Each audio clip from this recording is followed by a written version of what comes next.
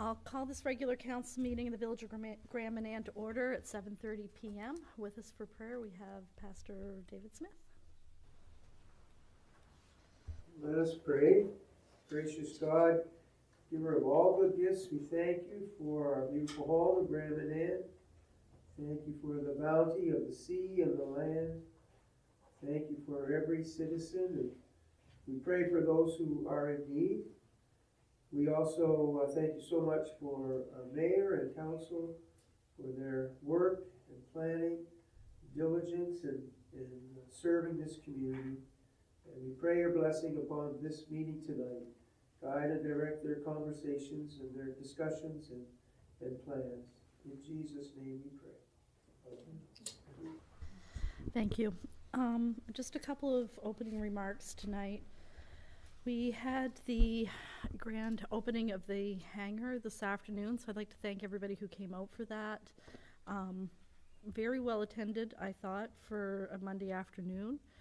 And I just want to reiterate again here what we said this afternoon. I think we have to say a huge thank you, particularly to the local contractors and companies who stepped up and worked evenings, weekends in bad weather conditions and really got us up and functional. And it's a beautiful building out there, if I do say so myself, and it's really good to see it finished and put a period at the end of that project. So just a thank you to everybody on that one.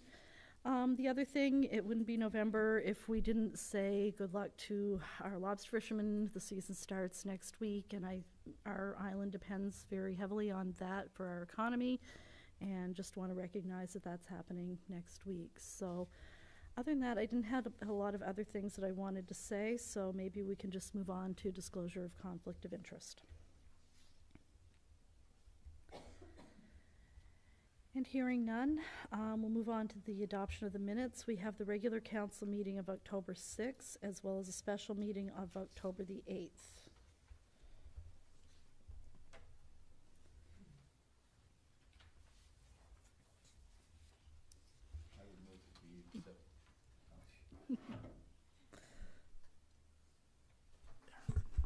I move that we accept the minutes as circulated. You heard the motion from Councillor Green. Do we have a seconder? Seconded by Deputy Mayor Fitzsimmons. Question? All those in favor? Aye. Contrary minded? Motion carried. Item number 6 is additions to the agenda. I have one invoice to pay under the General Capital Fund for Urquhart Quality Homes. And it is the final bill for the hangar, and it is for $344,239.49. Corresponding to that, there would be a transfer, which would be 18.2, of $312,166.84 from the airport line of credit to the General Capital Fund.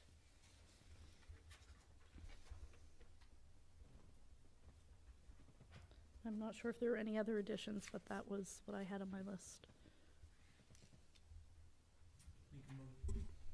I make a motion to add that to the agenda. You heard the motion from Deputy Mayor Fitzsimmons. Do we have a seconder? Seconded by Councillor Boyd. Question? All those in favor? Aye. Contrary minded? Motion carried. So moving on to old business, 9.1 is heavy industrial properties. We had been contacted by the City of St. John. They'd reached out to other municipalities looking for a letter of support to retain the provincial portion of the heavy industrial tax. We talked about this briefly, I think, back in the spring when it was first raised. At that point, if I remember the conversation correctly, there was some concern that that would be the only response to fiscal reform from the province if we said that we were looking for that, and we kind of held off on doing anything. Mayor Reardon has reached out again, wondering if we're going to send a letter. The clerk has reached out to Service New Brunswick. We have one heavy industrial property on the island. It's not a huge amount for us. So I'm just looking to see what the wishes of the group are, if we want to write a letter of support to retain that, the provincial portion of that tax. for the property owner, I mean, given that we only have one, I don't think it would be, the intent was not that it would be a tax increase. It would just be that that portion of the tax would stay with the village instead of staying with the province. So I'll open that up for discussion to see if there's any desire to send a letter or where we are on that one. Councillor Green? Has this been discussed at UMNB? Do they have a position on this tax? I'm looking at Councillor Boyd, who was our rep, so I'm going to see if he wants to speak to that. Yes, they have been advocating with the City of St. John to keep it in place. Nope. One more time. Sorry. The old F guy. Yes, as states in Mayor Reardon's email, the city and UMNB have been advocating to the province to keep it in place. To keep it in place, or that the portion would come to the... Yep. Okay. Okay, just want to make sure I was clear on what you were, I thought that was what it was. Any other questions or comments?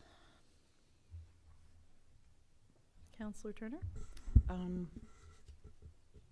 I'm just wondering what the logic is if it's going to reduce, like, the warrants to the municipalities. I would think it would in these ones that have a lot. I'm not concerned about it here, obviously, but just wondering what the logic is. If I don't have the chart with me, I don't think, but from the original discussion back in the summer, like St. John, Fundy Shores, Macadam, I think also has a fair amount. And for them, it would be an extra bump, like they would get that, whatever the multiplier is on the heavy industrial tax, they would keep that multiplier effect. For us, I think it works out to around like 12,000 or something like that. Like, it's not insignificant, but it's not going to impact the bottom line of our budget. So essentially the ask is that that money would stay with the municipalities versus going into the province. The reduction would be with the province, not with the municipalities, if that makes sense.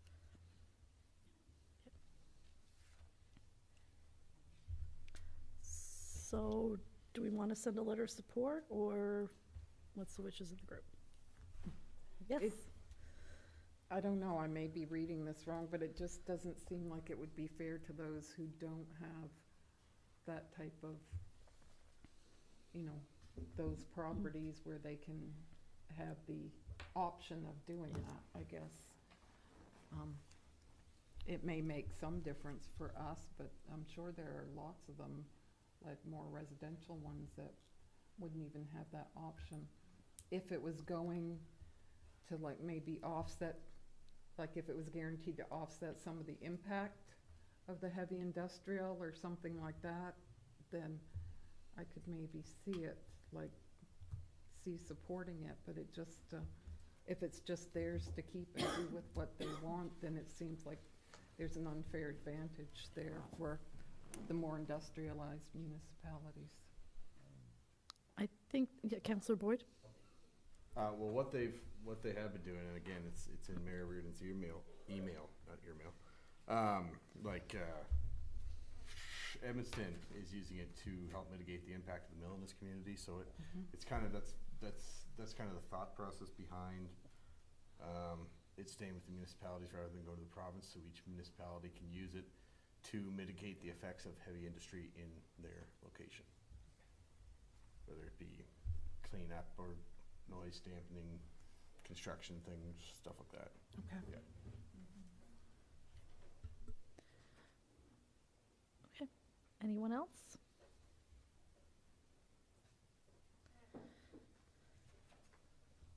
So are we going to write a letter, or what's the wishes of the group? I'm not getting a clear direction here.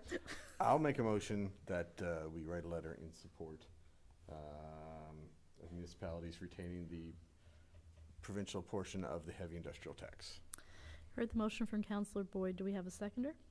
I'll second it. Seconded by Councillor Ballantyne. Question? All those in favor? Aye. Contrary minded? Motion carried. 9.2 is the rural plan. So last week we had the information sessions on Thursday, one in the afternoon and one in the evening. I'd say probably 40 to 50 people here total, just a guesstimate without counting heads. Thought they were good meetings. There were some more concerns raised. Xander has suggested that he has his notes from those meetings. Esme's been sending him the letters that we have received so far. He would like to talk about what changes, if any, we want to make to the rural plan before we advertise our public hearing, because if we make substantive changes after the public hearing, then we have to have a second round of public hearings. So he'd like to have that conversation. So I'm going to suggest that we ask the clerk to set up a meeting with him and us sometime in the near future to have a discussion about what we've heard so far and what changes we may like to incorporate. I don't know if anybody else has had any thoughts on that or if there's any other comments. And Councillor Ballantyne has leaned forward, so I'm going to turn it over to her. Would we talk about the letter from the PAC at the same meeting? Exactly. He's asked for a copy of that.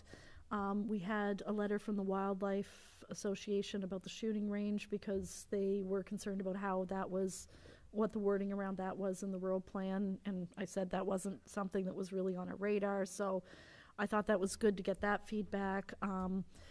I think we've all talked about extending the mixed-use zone out the Dark Harbor Road, so if that's something we do want to do, to have that conversation, some of those pieces, and then have a more, maybe put together isn't the right word, but a more accurate reflection of where I think we are after having the input that we've received so far.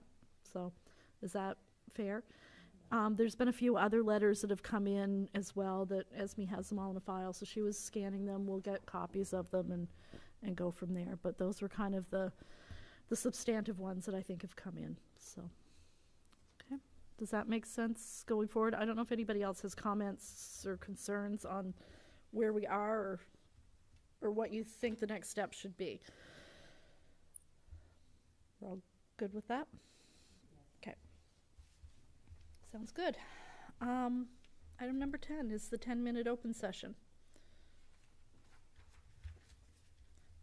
Seeing no one rushing forward. 13.1 is some correspondence. We had a letter regarding accessibility of the ferry from the waiting areas, and that was in our package. There was a concern expressed from a resident about accessing the ferry, like once you park your car either in North Head or Blacks Harbor, getting down to the ferry, if you've got luggage, if you have mobility issues, it is not the easiest trek to get there. So I had forwarded that on to DTI and Coastal, but the request was that we talk about it here just to have a little bit more of a formal conversation around it. So I can open up the floor. I will say Coastal has responded and said that they will, if somebody indicates that they need help getting aboard the ferry, that they will, assist them in whatever way they can, whether it's with, they've got the gator on the mainland or whatever here, but I think there is a valid point there that it is not the best situation if you're leaving your vehicle and walking aboard the ferry. So, questions or comments on the correspondence? I think that's a very valid point. It's rough getting down there, if you had a bunch of suitcases or if you was in a wheelchair or whatever. I know I've given people rides up from the ferry too, the other direction, just to get to their vehicle in the parking lot. So, Councillor Turner? The idea that people can ask for help when they get there is great, but if you don't know you can do that and just try to get down, it would be nice. It's like, to be honest, when I drive Pat in her van and we have the ramp that opens, it's different than needing to be by the elevator because we also need room to open an 8-foot ramp. So I think it's things that really you should be able to flag when you book your ticket. Yep. Somehow, even if it's just a memo or something, but if people could then and know that the help or whatever's needed would be available at the time, because we have gotten on the ferry when I couldn't open her ramp. Yeah. And everybody has to back off and stuff, and it's just, you feel very, it's just not fun. Any other questions or comments? I would suggest, we've asked DTI, we have our quarterly meetings with them, that it be on the agenda. I'd suggest we bring it up there again.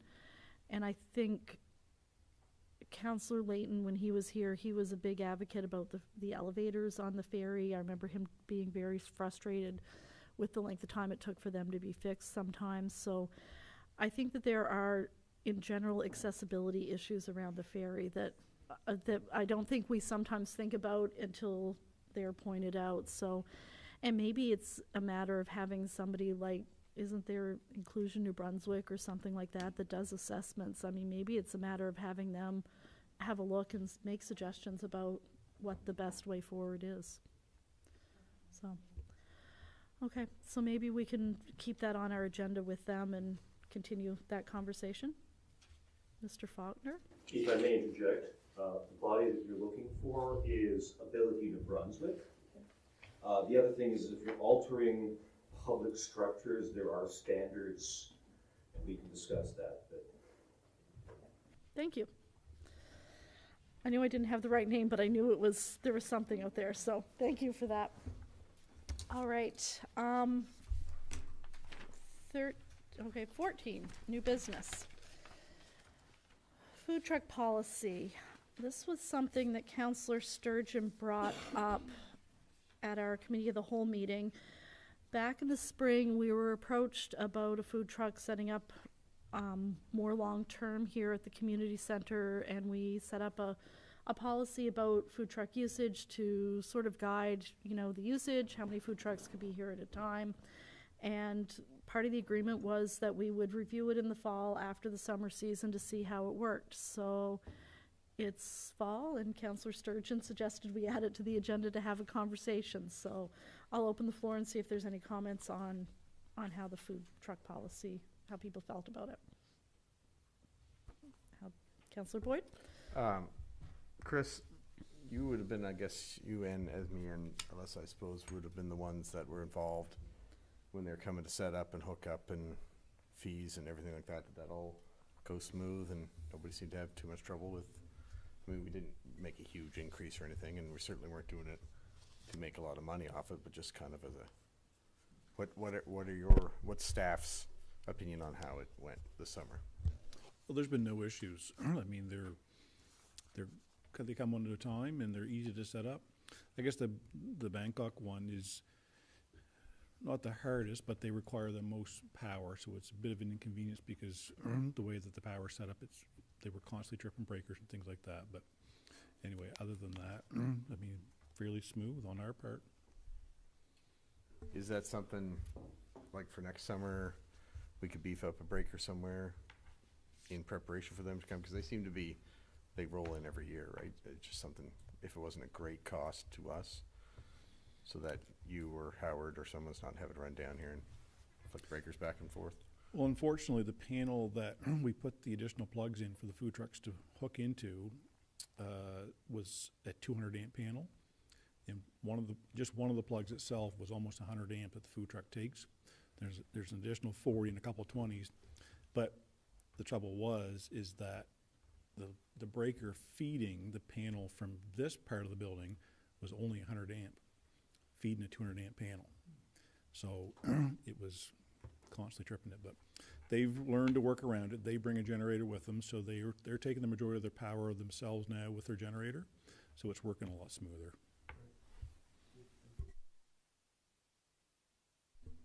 Any other questions or comments on the food truck policy?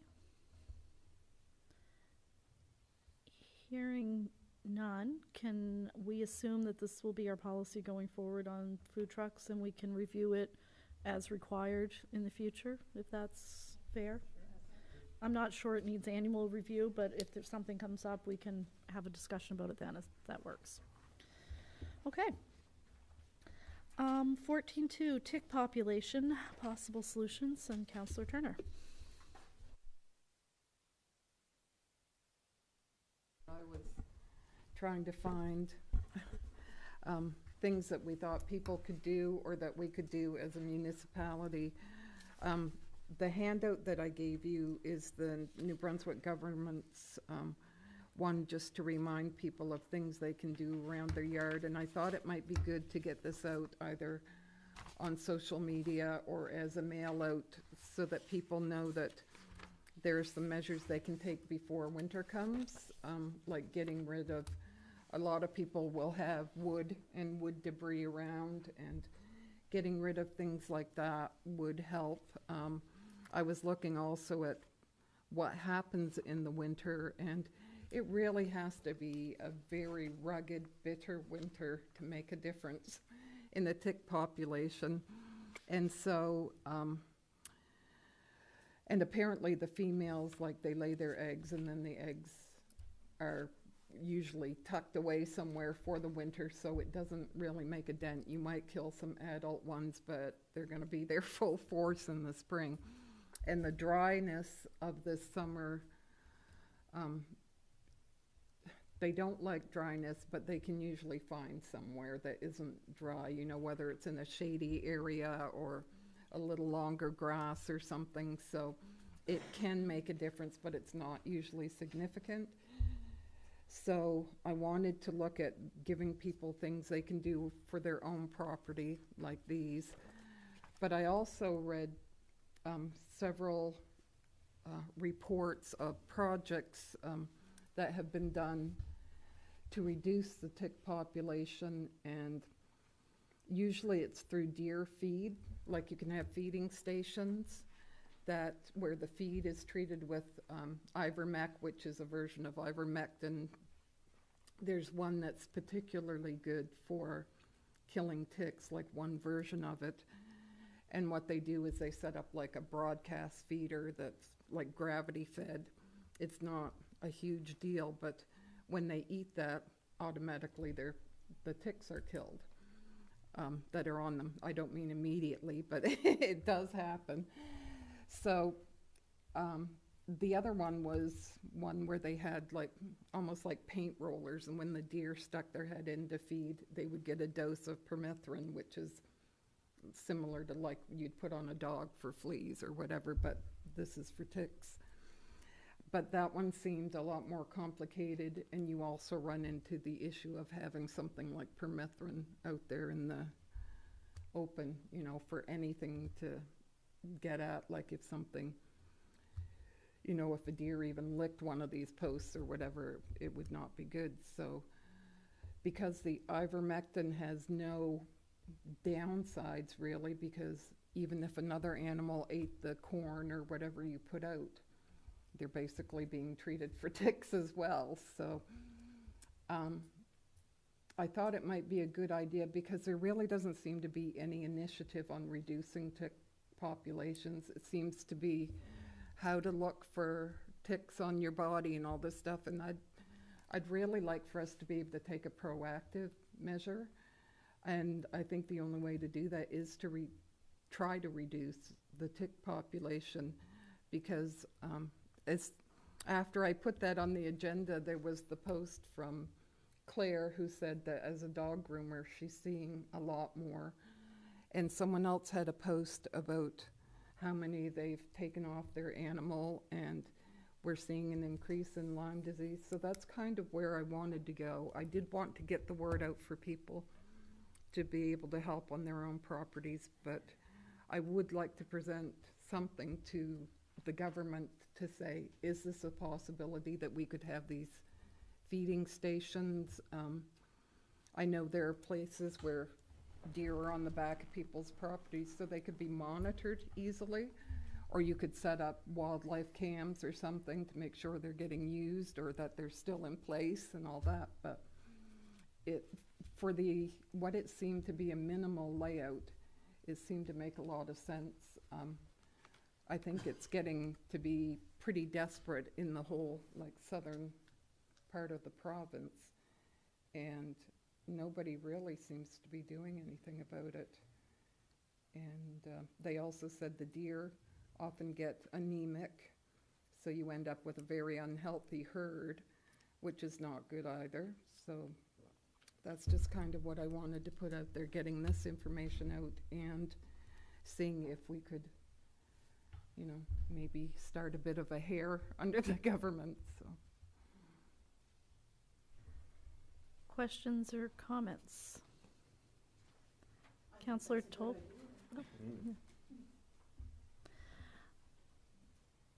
I'm just wondering, like, do you have any idea in your research, like how many, are you thinking like blanketing the island or starting with a couple, or like, are you even that far in what you're thinking?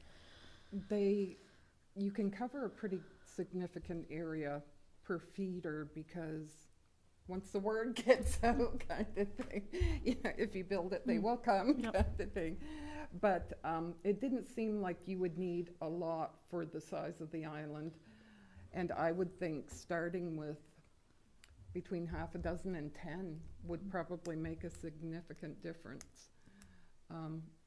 And like in each of these reports, it really was significant. They've done it in California and in, I think it was Massachusetts, they did the permethrin one. But once they started dealing with, you know, reducing the tick population, like all the numbers just started coming down for their Lyme disease. And there's another disease now too that's starting that attacks the red blood cells. So it's something that I really think a proactive measure is required on. Councillor Green? I know they have a program for feeding raccoons and other animals for rabies. I think we should write a letter to, and I'll make a motion, that we send a letter to the Department of Natural Resources, deer biologist or whoever, telling them what our concerns are and thoughts, and see what would be involved in getting a program set up here. You heard the motion from Councillor Green. Do we have a seconder? I'll second it. Seconded by Councillor Turner. Question? All those in favor? Aye. Contrary-minded? Motion carried. I will say, I think Graham and Ann provides a good opportunity to try something like that, because we have, our resident deer population is our resident deer population, so you can tell if it is having an impact or not. So it might be a good way to, if it works, to be able to share that with other communities, so. Okay. Item number 16 is bylaw, composition and remuneration bylaw. It's the third reading. There was one change from what we had emailed out that I just wanted to flag.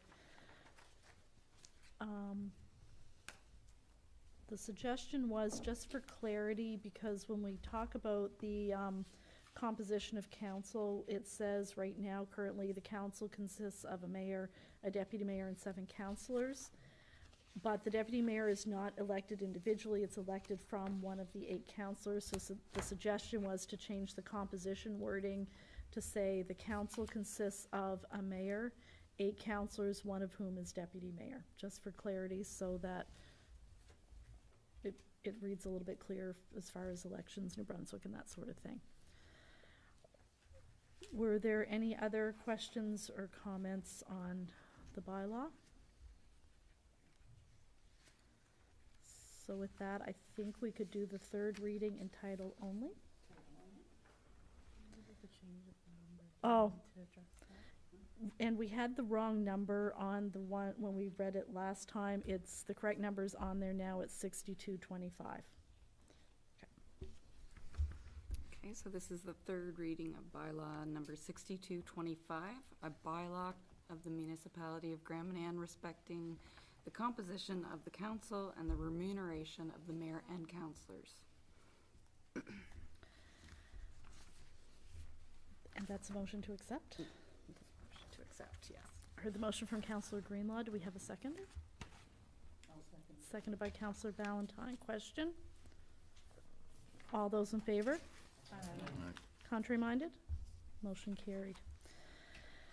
Item number 17 is approval to pay the following invoices from the general operating fund. We have Approach Navigation Systems for new lights, $14,423.88. Dutchman Contracting Limited for DTI Airport Road Paving, $38,870. LSW Wear Pats for DTI, those for plow blades, for $6,210. Waterfront Fabricating, that's also DTI for plow repair, for $1,710.40. And White Ice Limited for arena ice supplies for $1,580.45. I'd make a motion to pay those invoices of the general operating fund. You heard the motion from Deputy Mayor Fitzsimmons. Do we have a seconder? I'll second. Seconded by Councillor Greenlaw. Question? All those in favor? Aye. Contrary minded? Motion carried. And from the General Capital Fund, we have 3 invoices. One from Lindsay Construction, progress claim number 13 for $173,184.14. From Michael Green Electric for the Hangar Generac for $17,111.61. And from Urquhart Quality Homes for, again, for the hangar, for $344,239.49.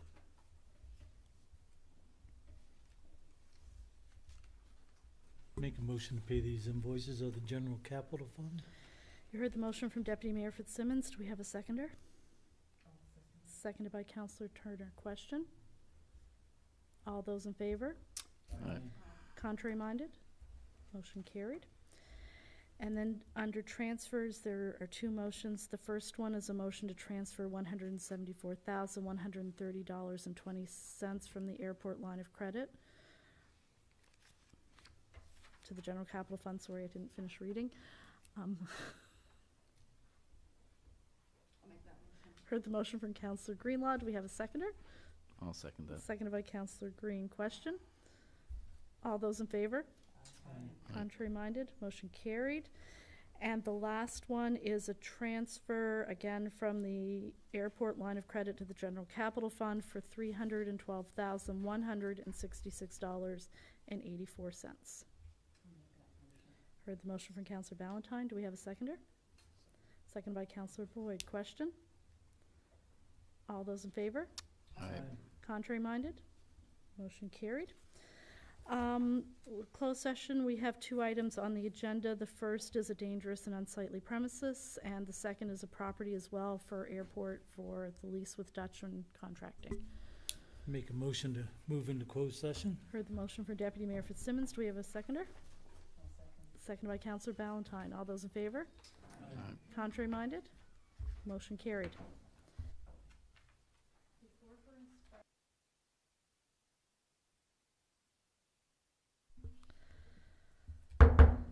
I'll recall this regular council meeting in the Village of Grand Manan to order. We were in closed session to talk about 2 items. The first was a property issue for dangerous and unsightly premises. The property owner has come into compliance, so there was no action needed on that item. And 19.2 was the property for the Dutchman lease at the airport, and we have given staff direction on the next steps with that project. So with that, our next regular council meeting will be here on December 1st at 7:30 p.m. Make a motion to adjourn. Thank you very much. Thanks, everybody.